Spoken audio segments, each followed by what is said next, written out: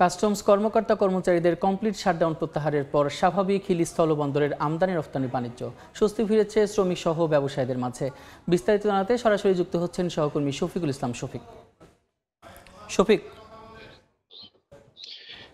গতকাল থেকেই হিলিস্থল বন্দর দিয়ে পুরোদমে আমদানি রপ্তানি বাণিজ্য পণ্য ছাড়ে কার্যক্রম শুরু হয়েছে। তার আগে যে কাস্টম কর্মকর্তাদের যে কমপ্লিট শাটডাউন সেটা কিন্তু প্রত্যাহার হওয়ার পরে এই কর্মসূচি তারা কিন্তু তাদের ব্যবসা বাণিজ্য শুরু হয়েছে।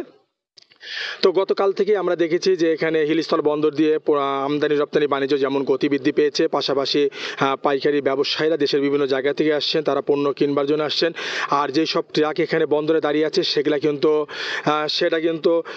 সেটা শাটডাউন চলাকালেই কিন্তু হিলিস্থল বন্দরের পণ্যগুলো কিন্তু আমদানি হয়।